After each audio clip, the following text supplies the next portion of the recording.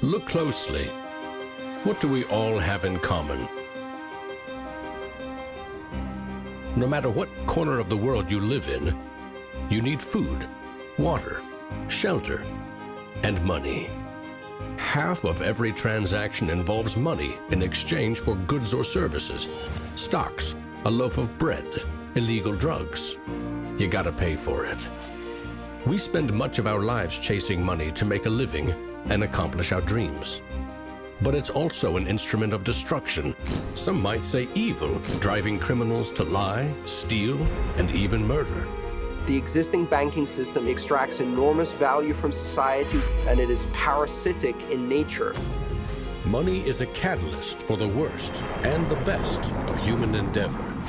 Before civilization, we created currency, fuel for wars, the path to power, champion and enemy of innovation. Money is so integral to our society and our global economy that its true nature remains a mystery to most. This is the story of money, perhaps the end of money as we know it. No matter how fat your bank account or how thin your wallet, to us it's all cold hard cash. There are some who want to kill it. Get rid of it. Burn your dollars, your euros, your yen, and transform every penny you have into ones and zeros. Digital currency. Entrust it to the web and computers spread across the planet. Magic internet money. It's called cryptocurrency. Bitcoin. Invented in secret, it was a gift to the world. It's not just a currency, but it's actually programmable money. A potential curse on bankers. And there's nothing that the big banks or politicians can do to stop it. Breaking every government's grip on money supply.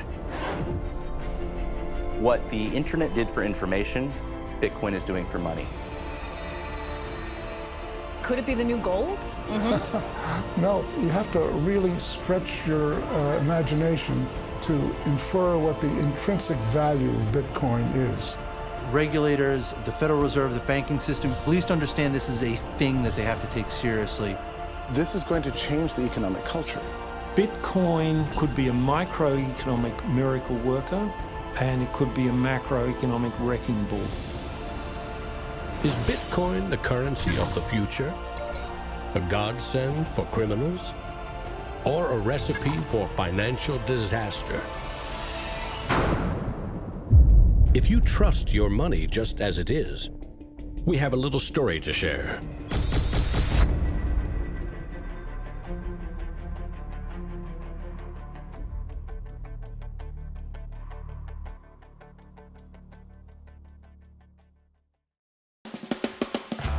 Once upon a time, there was a big party with everyone standing around the punch bowl, drunk. Politicians credited the strong economy to their wise decisions. Businesses jumped into new profitable markets, ignoring risk. In fact, the experts said there was no risk. Then, troubling market data from minor countries spooked the markets. Rumors spread. More bad news rattled housing prices at the heart of the financial world. A major bank went insolvent. Investors and businesses made a run on the other banks, demanding their cash deposits. The largest financial institutions in the center of the modern world were frozen. Assets were seized. Banks foreclosed. A credit crunch threatened the entire world economy. And then, finally, the government stepped in. The largest bank bailout ever. Swift action by the head of state had saved the day. Remember that? No, you don't. It happened 2,000 years ago. Rome, 33 AD. Ground zero for the first recorded liquidity crisis and government bailout in history. The largest empire the world had ever seen was brought to its knees by a banking disaster. Emperor Tiberius used money from the national treasury to bail out the country's troubled banks and companies. History may not repeat itself, but it certainly rhymes. Badly. People in power and their money have always been at the very center of it.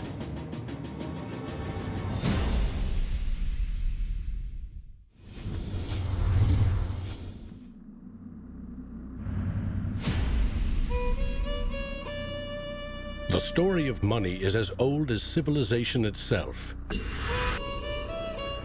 When we lived in small tribes, keeping track of debt was easy. You owed somebody a load of firewood. A neighbor owed you a piece of meat. Credits and debits were kept in your head, a mental ledger. Currency is a language that allows us to express transactional value between people. It's technology that's older than the wheel. It's as old as fire. When humans wanted to trade outside their tribe or village, they needed something everyone could agree had value, something scalable. Enter commodity monies. There were many kinds, but each had to embody the same 5 characteristics. A commodity money is relatively scarce, easily recognizable, can be cut into smaller pieces. You can substitute one piece for another of equal value, and you can carry it around without too much trouble. In ancient Rome, it was salt.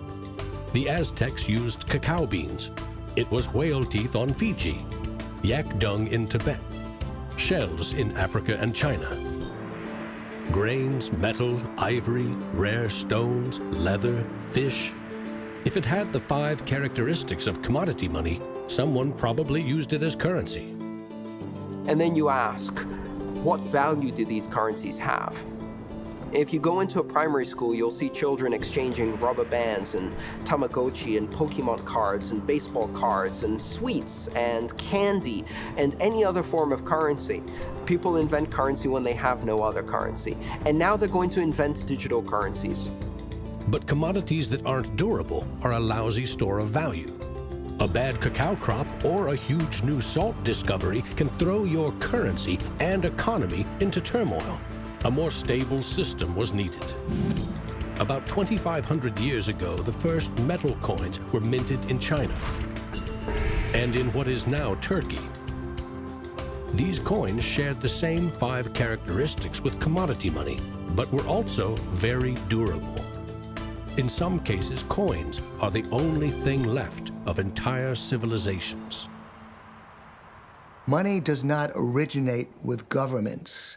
Money arises naturally as markets begin to develop and as people with a division of labor realize that if I have eggs and you have a cow, we may need some medium of exchange in order for you to buy my eggs or for me to buy your cow. Coins were an objective and universal unit of account, and they allowed people to buy and sell goods over vast regions. The market economy was born. Coins worked, but only if people trusted that the king or emperor who issued them wasn't cheating on the metal content. Using coins also meant that an authority now controlled the supply of your currency. Money and political power were inextricably linked, centralized. Minting coins in a steady and predictable manner allowed economic growth and stability. The Wushu coin in China retained its value for 500 years. In Constantinople, the solidus lasted for 700 years. But in those times, the coins didn't have the milled, this sort of milled edge. They were flat, and what used to happen was as coins were passing from people to people, people would cut little bits off. And in fact, in some of the taxation that the kings would do would actually be take 1/8 of the coin off. Taxes built castles and financed military campaigns, expensive hobbies. Soon, royal mints were substituting cheaper metals for silver and gold. This is called debasement, and Europe's kings made a habit of it. The currency of France was debased every 20 months for 200 years. If no one can trust the gold or silver content of your coins, how can you trade with other countries? International merchants found a solution. They recognized that one person's debt has value. It can be traded or transferred. When those IOUs came from reputable sources, they could be used as a form of money, paper money. This money was not based on hard commodities or metal, but instead on someone's promise to pay. Merchant families like the Medici in 15th century Florence acted as clearinghouses for these IOUs. It worked like this. an English trader ordered a shipment of Italian cloth from the Medici for 100 gold coins. His promise to pay the Medici was put on paper. Meanwhile, the Medici owed 100 gold coins to another trading partner for delivery of wine from France. The parties didn't go to the expense of transporting and exchanging gold coins. Instead, the paper was transferred. Everyone agreed that the paper had value, 100 gold coins, but only because everyone trusted the Medici as solvent middlemen. They had created a paper money machine. Within a few generations, they rose from low crime to high finance. Their great wealth helped fuel the Italian Renaissance and elevated the family to levels of enormous political power, the power to marry into royal families and get elected as popes. The ties binding money to power, politics, and influence now ran through church and state. Merchants had proven that creating paper currency could be wildly profitable. Goldsmiths wanted in on the action. Imagine it like this. If the goldsmith had seen over a period of time that some of the coins he was storing for people were gathering dust, the people who owned them don't need them right now. So what if I go and lend them out into the community and I charge them interest on this loan? So he starts out lending some of these gold coins, and then later he realizes actually people don't even want the gold coins, they just want the piece of paper that says the gold coins are in the bank and with the goldsmith. So I can now make a loan with these pieces of paper, and whatever I write on a piece of paper, as long as people trust me, they'll trust the paper. And effectively the goldsmiths and the early day bankers, they had literally acquired the power to print money. More and more private paper money from merchants and banks circulated and began to rival the crown's coins. The power inherent in controlling and issuing money began slipping away from the rulers. They couldn't tax or debase this new kind of money, but they had bigger ambitions than ever with trading posts, colonies, and empires that now stretched across the globe. For centuries, European countries would take turns building massive fleets and waging war on each other to rule the world.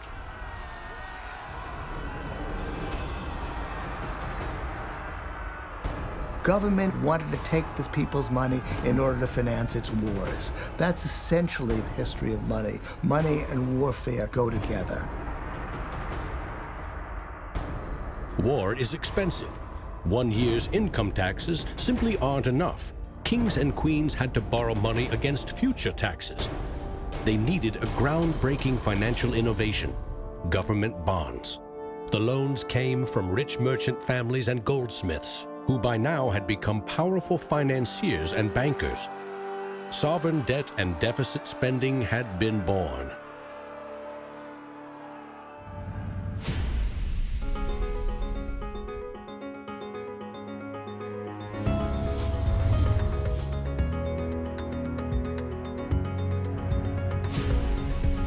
In 1694, the Bank of England was established to fund a war against France.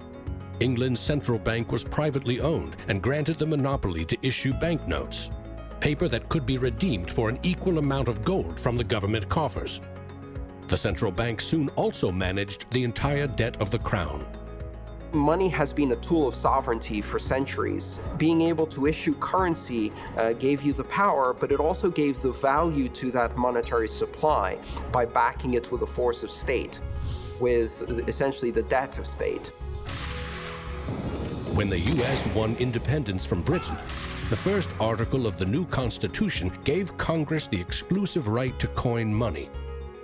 This currency's value was tied to gold in government vaults. From 1781 until the Panic of 1907, the financial system of the U.S. was an economic petri dish. Brief central banks, state banks, private currency, government currency, depressions, strong growth, recessions, regular boom and bust cycles. The long term, as far as capital is concerned, people want predictability. People want stability. From the back of that, they can plan. Now, it's very hard to plan in the long term with such a level of volatility. In 1913, bankers and politicians decided that it was in the country's best interest, and theirs, to have a permanent central bank. They created the Federal Reserve. Among its jobs, expand or contract the supply of a single national currency, the Federal Reserve note. The dollar was tied to gold, and strategic control of it would avoid booms that lead to busts. At least that was the plan. Then came 1929.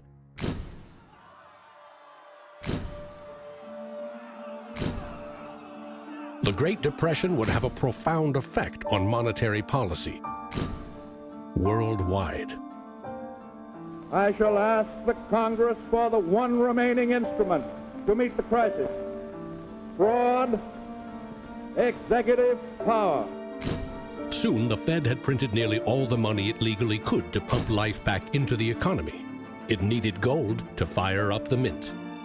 So in 1933, President Roosevelt issued a controversial executive order, forcing all U.S. citizens to sell their gold to the Federal Reserve at a fixed price, or go to prison. The Fed offered far more cash to foreign governments for their gold. Many jumped at the offer. Gold flowed in, and dollars spread across the globe.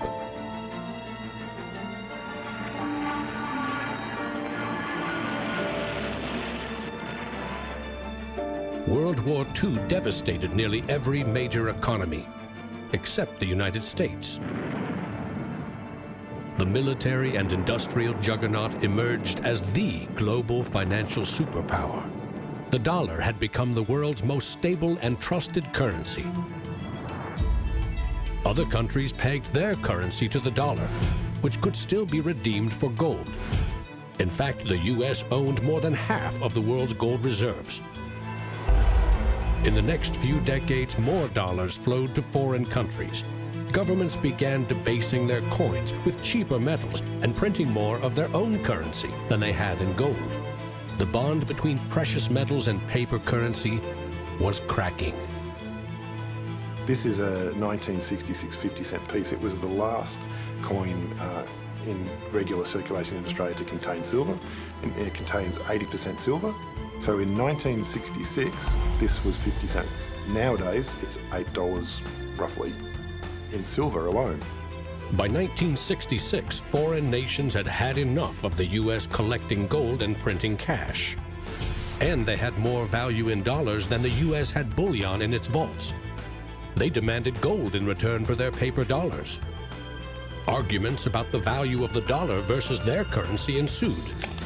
In 1971, President Nixon settled the matter. He severed United States currency from the gold standard. I have directed Secretary Connally to suspend temporarily the convertibility of the dollar into gold or other reserve assets, except in amounts and conditions determined to be in the interest of monetary stability and in the best interest of the United States. Never again could anyone legally demand U.S. government gold in exchange for paper dollars. For better or worse, the dollar was now backed solely by the full faith and credit of the United States government. The wealthiest nation the world had ever known would bet its future on a single word: trust. People have this mythology of money that is based on very little fact. And one of the nice things about Bitcoin is that it forces people to start to ask questions about the fundamentals of money. Bitcoin is an attempt to adopt the advanced computerized system that we have, the internet, to resurrecting what money used to be all about.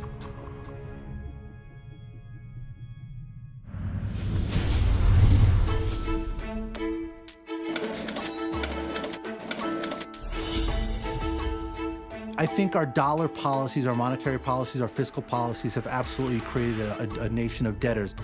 Not just personal debt, not just corporate debt, but government debt. I mean, you have to look at those all together as one big thing. What is the wealth of the nation? Well, the wealth of the nation is a gigantic hole of money that we owe to the rest of the world that is never going to be paid back. Today, the United States pays more than $400 billion in interest to its creditors every year. When a government spends more money than it collects in taxes, it simply borrows more, or it creates more. At one time, every piece of paper money was backed by gold. Remember, For every $20 bill, there was $20 worth of gold in a government vault. Not anymore. Today, governments create currency by first creating bonds or treasury bills. These bonds are sold in the market, generating funds for the government that issued them. Large banks buy U.S. bonds to flip them, selling them to the Federal Reserve at a profit. This is the magic money machine.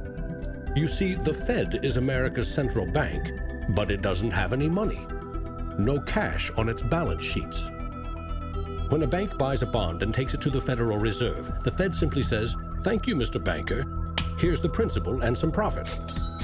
New money isn't exchanged. It simply appears on the bank's accounts. Magic.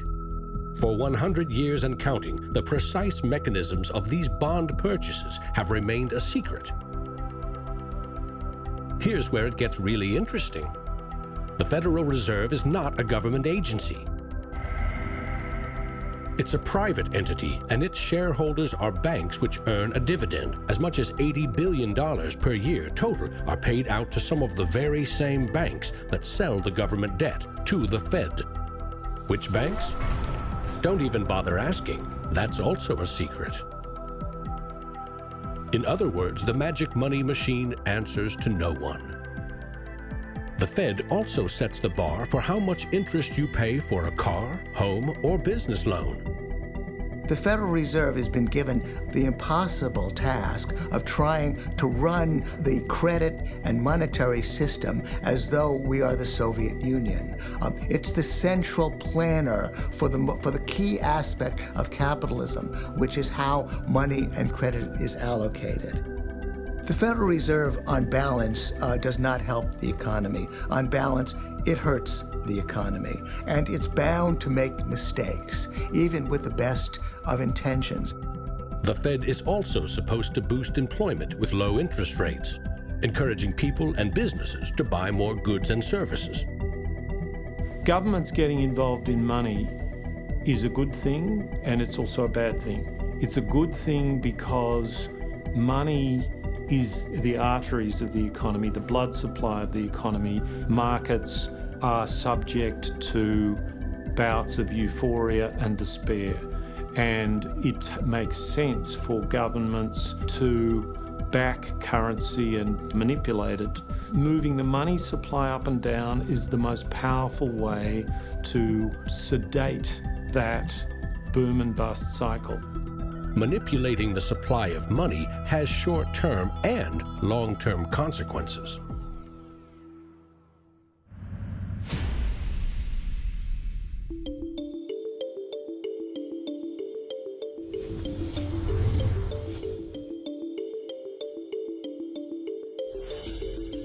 Central banks aim to create new money carefully, strategically, and very, very slowly. Releasing more money into the economy causes prices to rise, ideally by 2% every year. That's supposed to foster economic growth.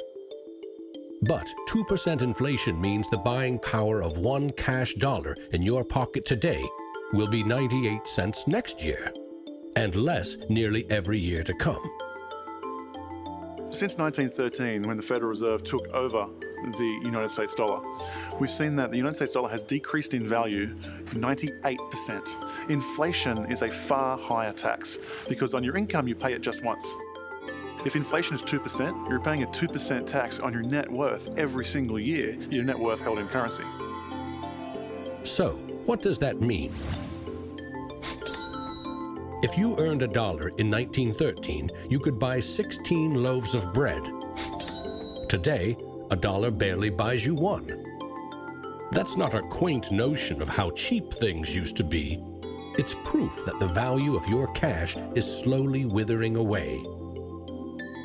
That $1 invested at 2% in 1913 would now be worth $7.24. More than 600% return versus a near total loss.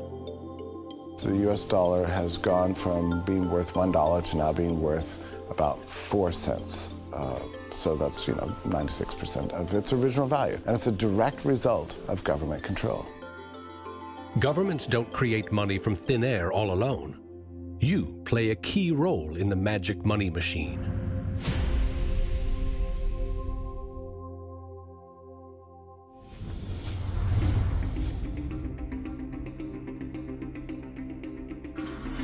It's not really the central banks that are the problem.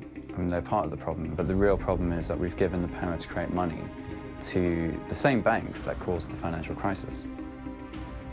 We put our paychecks and savings into a bank account and draw from it as we need it. The banks are custodians of our money, right? Wrong. It is now the property of the bank on their balance sheets. They can do just about anything they want with it. For example, create new money. Here's how.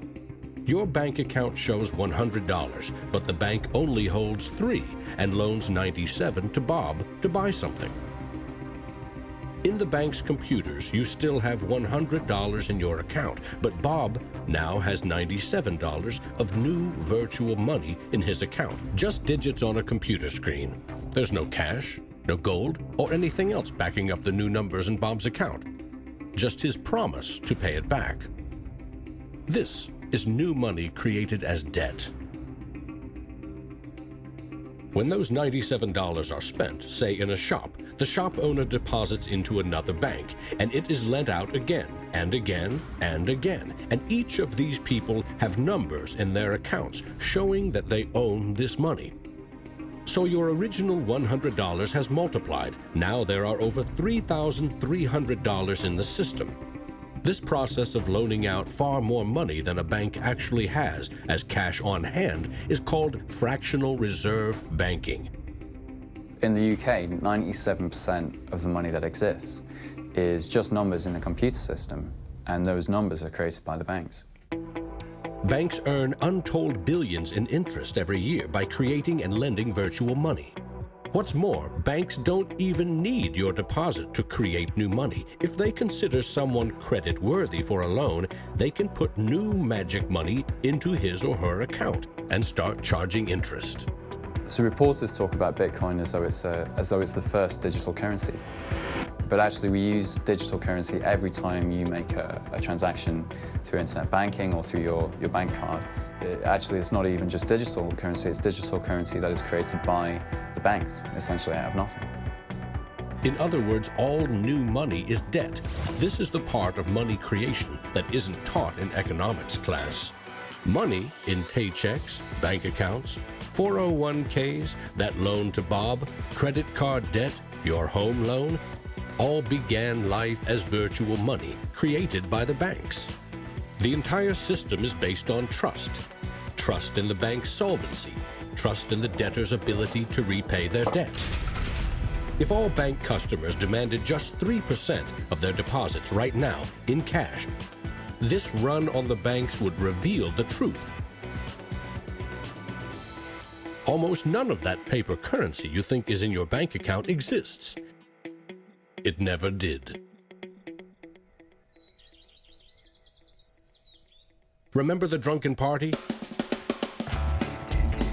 Our financial crisis had everything to do with virtual dollars. Too many people with very little income borrowed a lot of money they could never repay. But the banks didn't care. They didn't have to. They quickly made and sold shaky loans to someone else for a profit. And I got them all approved. Hey! Apply now. Selling bad loans was a good business until the whole thing blew up in the global financial crisis.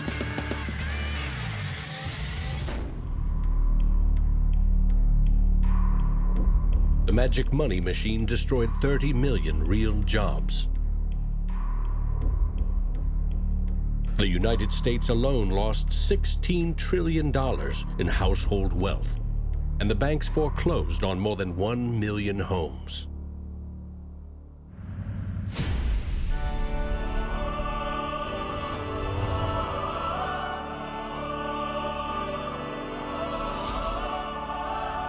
Selling subprime loans and betting they will fail may not be sacred, but it is lucrative.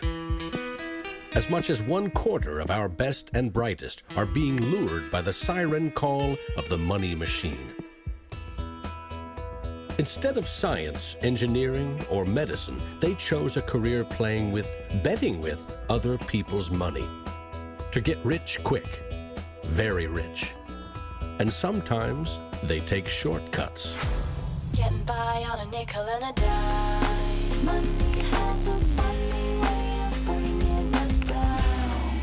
They say it makes the world go round and around. My ancestors in Greece talked about the corrupting influence of power.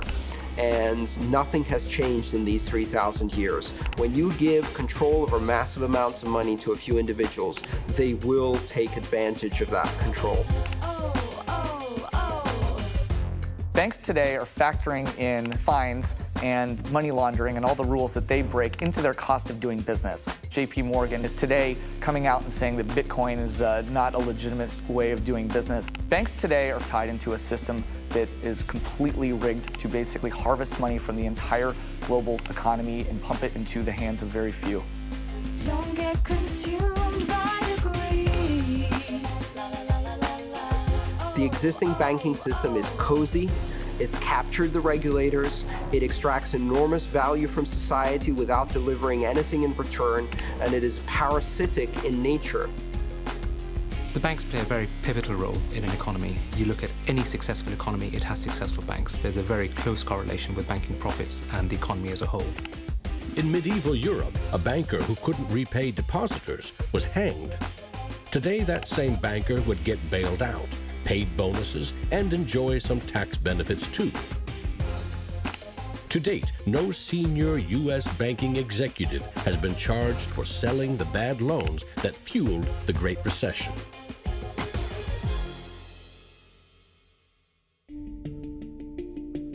In December 2014, just 6 years after the last banking crisis brought the world to its knees, a congressman snuck a last-minute provision written by Citigroup into a crucial funding bill.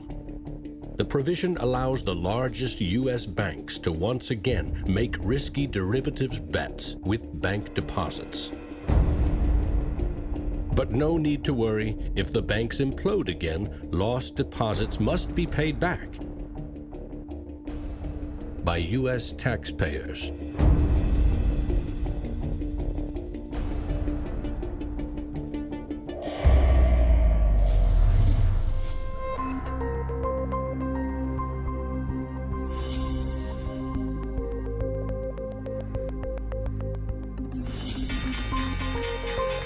Today's financial innovators package assets in ever more complex ways, slicing, dicing, securitizing, always using someone else's money. They sell debt, transfer risks, leverage bets. That's what they call innovation. When you're talking about financial innovation, Bitcoin certainly is a very good example of innovation. But there's also been other innovations that people a bit closer to the world of finance would cite as good examples. An example of that would be the original swaps market. From there moving on to the credit default swap. It is an excellent example of financial innovation, but also if it's used incorrectly, it can create a lot of problems, as we've just seen. History teaches that the most revolutionary and disruptive innovation nearly always comes from the fringe, not from corporate cubicles. True innovators see the world differently. They see the big picture, creating new products and entire systems that lead to new industries. Steve Jobs called them the square cogs in round holes. It's unsurprising that new innovations always come from a niche group of early adopters, because it is inherently very hard for many people to realize the benefits of new technologies. In 2011, most Bitcoin community people were either people from the technology space, the geeks and hackers, or people from the traditional financial industry. There are even some bankers and hedge fund traders using Bitcoinica at that time as well, which was really surprising to me. A radical new idea is often met with skepticism, ridicule, even hostility from those who stand to lose the most from its success. Case in point, the automobile. In the late 19th century, Carl Benz and others built the first cars, contraptions that could threaten the stagecoach and railroad industries. These self-propelled vehicles, or road trains, would certainly scare horses, injure people, and damage roads. Cars, the railroad barons said, were just too dangerous. And to protect us, they used their power to pass a law in 1865. It required every automobile in England to observe a 4-mile-per-hour speed limit and to be operated by a crew of 3, a driver, an engineer, and a flagman. This heroic flagman walked in front of the car to warn fellow citizens of the coming danger. The railroad tycoons, the lawmakers, the self-appointed gatekeepers used regulation to stifle innovation. But they didn't invent the flagman.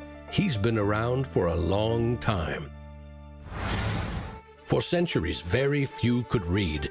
Books were copied by hand. The people in control, political and religious leaders, wanted to keep it that way, and they greeted Johann Gutenberg's printing press with licensing laws, publishing bans, taxes. In some parts of the world, printing was a crime punishable by death. After all, they were just protecting us from dangerous ideas. Before the printing press, there were an estimated 30,000 books in all of Europe. 50 years later, there were 10 million. As Gutenberg's invention flourished, the Dark Ages withered. Progress couldn't be stopped. But the flagman never stops trying. His masters set him loose on each of these innovations because they threatened someone's profits, someone's control. But remember, this is a story about money. What if a technological innovation allowed anyone in the world to be their own bank? To create a currency free from taxes and banking fees?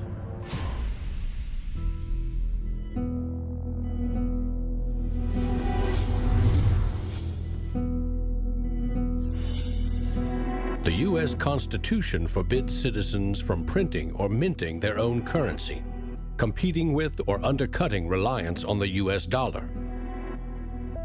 In 1998, Bernard von Nothaus decided to test the resolve of the federal government. The Liberty Dollar was available in gold, silver, platinum, and copper.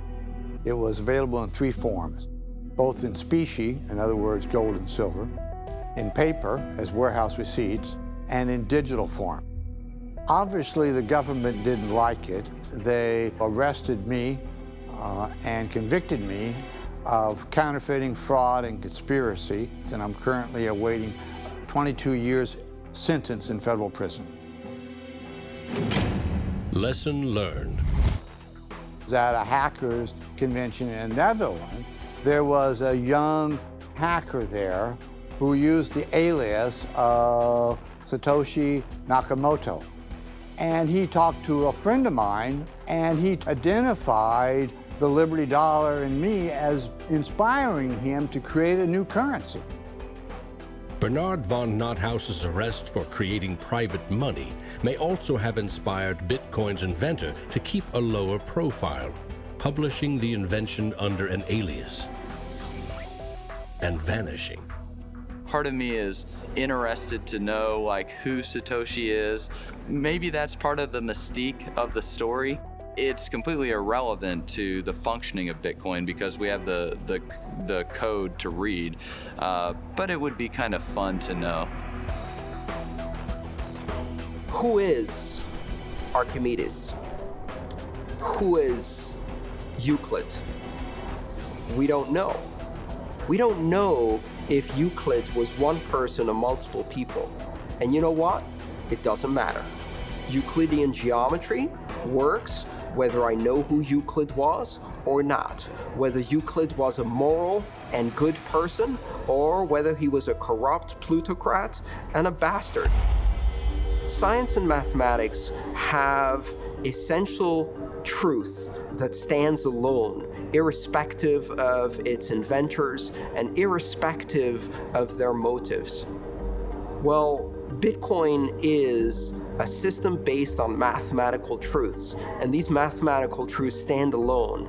We can read the source code in Bitcoin and understand it, and it will be true whether Satoshi Nakamoto is a man, a woman, a collection of individuals, a government agency, or aliens from the future.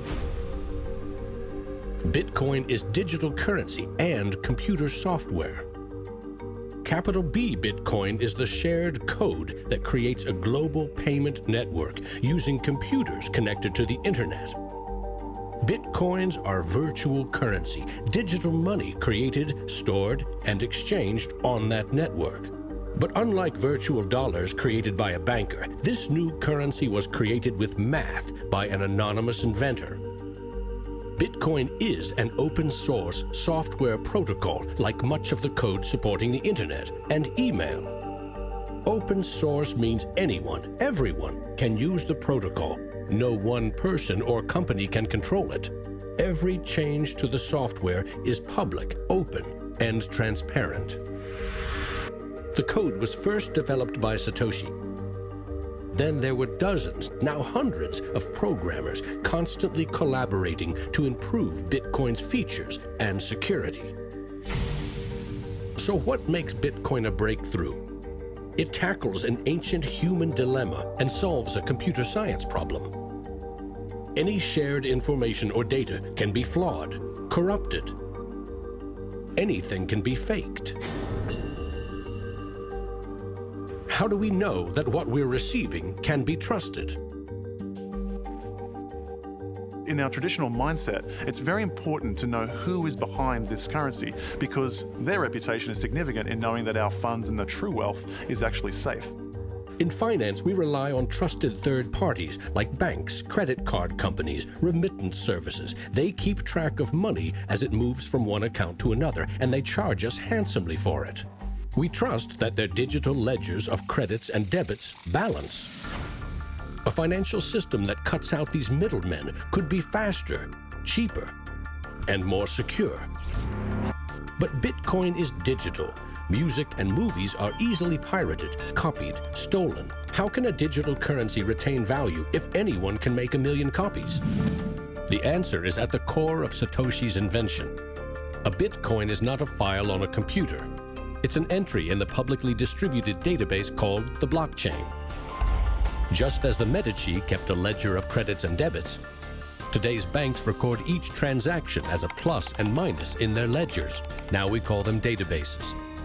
Bank accounts are replaced by a digital wallet that you alone control. Bitcoin's ledger is the blockchain, a record of every Bitcoin in existence and every Bitcoin transaction ever made. It always balances because no Bitcoin ever leaves it. When a Bitcoin is sent from one digital wallet to another, what they are really sending is control over that part of the database. Code that is a unique key for the new owner. As the network processes transactions, it constantly synchronizes the one ledger across the global network.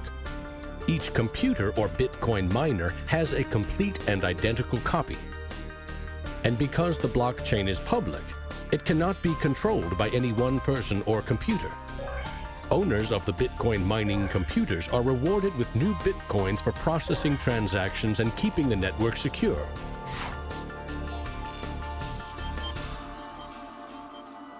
In other words, the Bitcoin network replaces banks and bankers. Today, the combined computing power of this global network is greater than the 500 biggest supercomputers combined, times 10,000. And because every transaction is verified and recorded by the network, a Bitcoin cannot be forged. Digital currency cannot be debased with cheap metals or printed by the billion at will. Too much currency can unleash a monster, skyrocketing prices, trillion-dollar bills that can't buy a loaf of bread. There's a big movement in the U.S. demanding that the Fed be audited so we can find out what they're doing. Nobody really knows how many dollars are in existence, for example. Ben Bernanke created several trillions of dollars over the last several years, but nobody really knows where they landed. At any time, for any reason, the central banks can print as much money as they want. They call it fancy things like quantitative easing.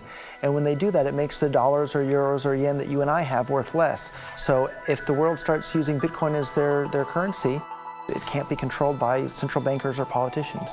Remember, central banks create money to boost the economy and try to pull it back out before inflation heats up. But no one knows how much magic money global banks are creating to boost their profits with questionable loans. Bitcoin is completely the opposite. It's totally transparent. You know exactly how many exist. The computer code behind Bitcoin has a built-in brake pedal, cutting the creation of Bitcoins in half every 4 years. This ensures a transparent, controlled scarcity and ultimately limits the total number of Bitcoins to 21 million. No lobbyist, no politician, no banker can create more or change the mathematical rules dictating their creation. Advancing accountability. And that's one of the things I think is most exciting about Bitcoin and the technology behind it, is not so much that it will supplant the dollar or that it will supplant government itself, but that all of a sudden there's a competitor to government, and that government itself now needs to look over its shoulder more than it did. This new digital currency can be purchased online with a credit card or in person with cash. And it has the 5 key characteristics of money. But is it a store of value? Is it stable, or will it diminish over time, like a commodity rendered useless or a crop that fails?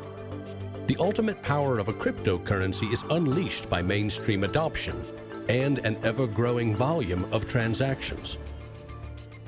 With Bitcoin, the currency has been created much more slowly than other currencies. And the effect of that has been to turn it into what is essentially a speculative asset. If you ask a lot of Bitcoin enthusiasts whether they're spending the currency, they're not. They're sitting on it and waiting for the price to go up. It isn't a currency if you don't use it to pay people. The point is, the average person is quite happy to walk into a bar and hand over, a $5 note in order to get a drink. So you've got to realize that most people are happy with the money system they have. If most people are happy with cash, they're in love with plastic. In the US, 2/3 of in-person sales are done with debit or credit cards. That plastic is a 60-year-old technology, created by a middleman, never designed for the internet. Each transaction requires personal data, like your name and address. Credit card databases are regularly hacked, with fraudulent purchases charged to your account. Criminals buy and sell stolen credit cards by the thousands in dark corners of the internet. In some parts of London, 1/3 of all online credit card transactions are fraudulent. Card issuers don't hold you responsible for fraud, but protection comes with a price. 2 to 4% in fees. That's $50 billion a year.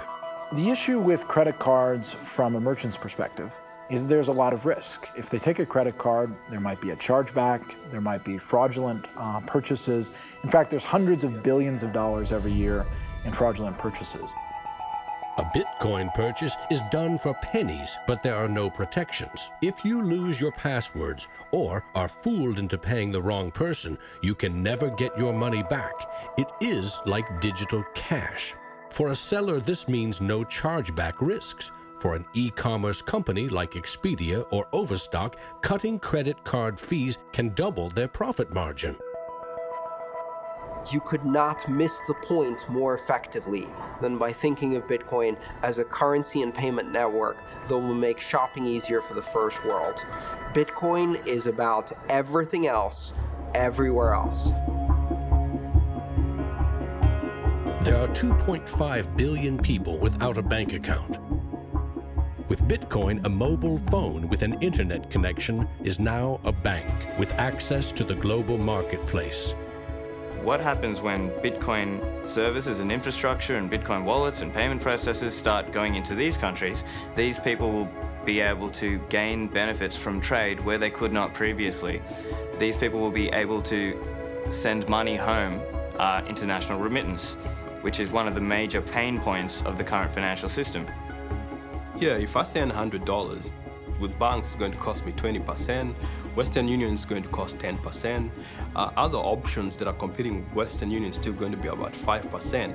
And if you are sending to really remote areas, it's going to be anywhere between 15 and 30%. So in terms of money remittances, it's going to be a game changer using Bitcoin. You do not need a bank account. You just need an internet connection and a wallet to get set up. It's a tool to give people an access into the global ecosystem and give them a promise for an economic future, and specifically provide a way for them to not be dependent on a government that could shut down their bank accounts or even could go into their bank accounts and take out finances. Goldman Sachs came out with a report and they basically looked at if you were to replace all transactions globally, so FX, bank-to-bank transactions, with the Bitcoin protocol, and still charging 1%, mind you, it would save the global economy $200 billion, so not million, $200 billion a year in saved transaction costs, which ultimately goes back into the hands of the consumer. An international wire transfer can take up to 4 days. Yet the internet allows us to instantly and globally share text, pictures, videos, anything digital. Why not money? Money, which we now know only exists as digits in a bank's database. Wouldn't it be great if you could send Bitcoin transactions just simply via a tweet? For example, you would say at the end of money, $1 worth of Bitcoin. And so we built just that. All you have to do is hashtag it with TipperCoin, press send, and our Twitter bot will process the transactions, notify you, and give you a link. And this will allow you to either withdraw your Bitcoins or send it to someone else. With Bitcoin, you can send $1 or $1 million worth of value anywhere in the world. You can do it for free, or you pay the Bitcoin network fee, which is still just around a penny. And there's nothing that the big banks or politicians can do to stop it. A cryptocurrency that can only be created and transferred with computer networks may be the next step of the digital revolution. The rise of machines, self-driving cars, drones, robots that rely less and less on humans. What I often think is that the future of Bitcoin or digital currency from a broader perspective is really about machine-to-machine payments. So by the time you have an unmanned taxi driving you around New York and then going to power up at an unmanned power station or going to get repairs at an unmanned auto shop, you'll see the machine-to-machine payments done with some sort of digital currency.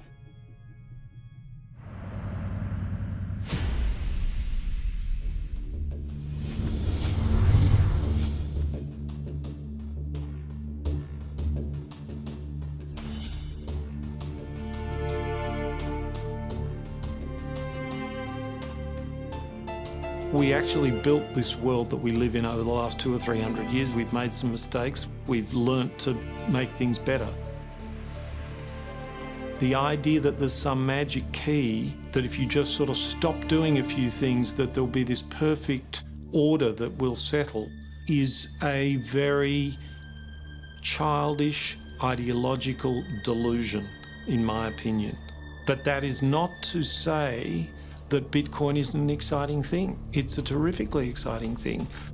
But we have to try and engage with it with working minds, not with magical thinking. People are suggesting that it's going to be another world currency, rivaling the dollar or the euro or the yen.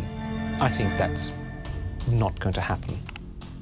I prefer to trust the banks or the central government compared to the Bitcoin is because someone's accountable. Whereas with the Bitcoin, it's completely deregulated. There's no central control. There's no one held accountable. It is a free float. It's purely demand and supply driven. Mr. Williams? So clearly this is not a currency. Currencies don't behave like this. But what this is a high-risk speculative commodity. So for the entrepreneurs, the bankers, the governments, and everyone else studying and watching Bitcoin, all I have to say is that there will probably be a lot of volatility and an upward trajectory, and to buckle up.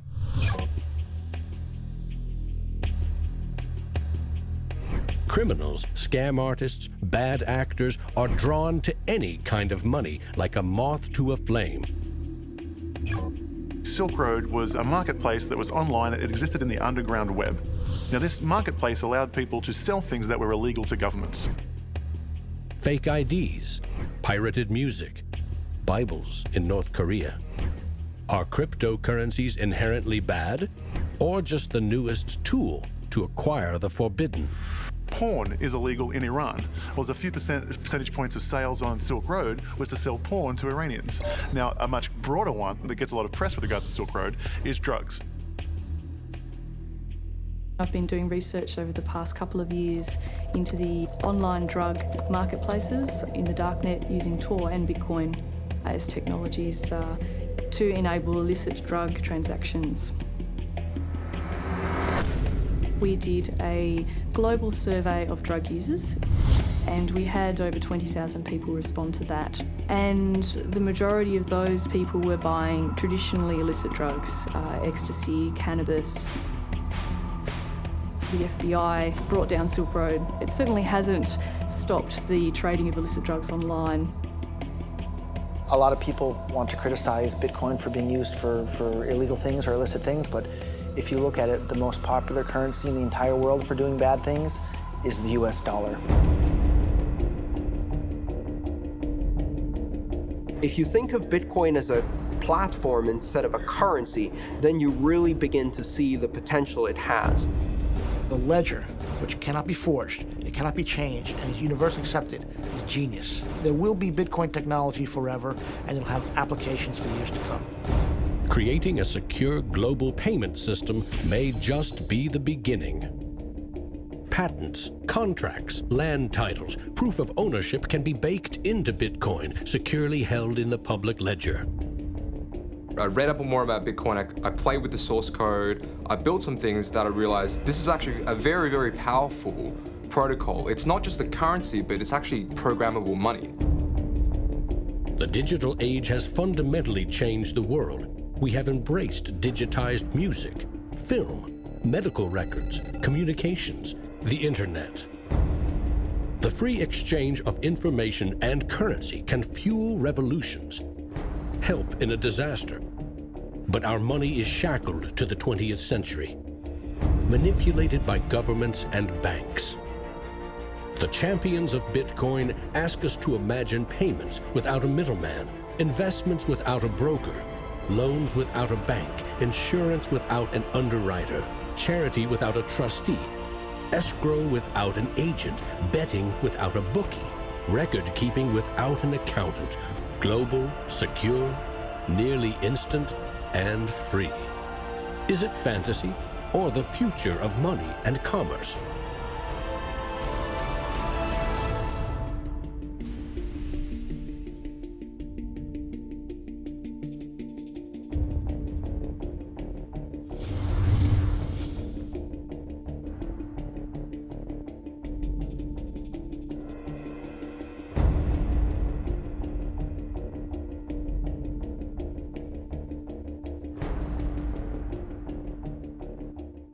I love Bitcoins. I'm really into Bitcoin. Well, Satoshi Nakamoto, that's a name I love to say. And we don't know much about him, but he came to save the day. If you don't know what a Bitcoin is, right, usually the way people describe it is digital cash. It's money for the internet. Oh, Bitcoin, as you're going into the old blockchain. Oh, Bitcoin, I know you're going to rain, gonna rain. People are like, oh, I love my bank. I'm like, really? You ask a banker, you know what's 2 + 2? He's like, well, I can tell you, but there's a fee.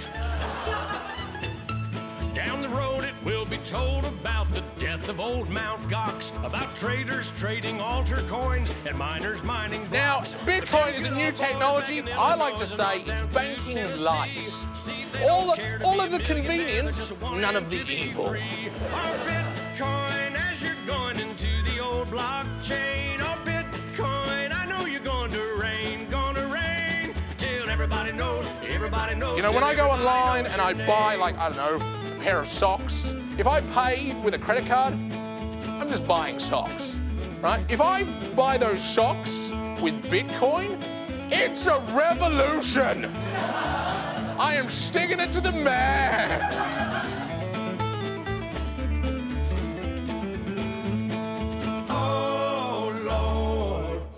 Me some more. There's always people who are not ready to get into the new technology. You know, like when the internet came out, there was people going, nah, I don't think this is going to be popular. And then email came out, and people were like, nah, this isn't going to catch on. And now Bitcoin comes out, people are like, I don't think, I'm like, aren't you sick of being wrong?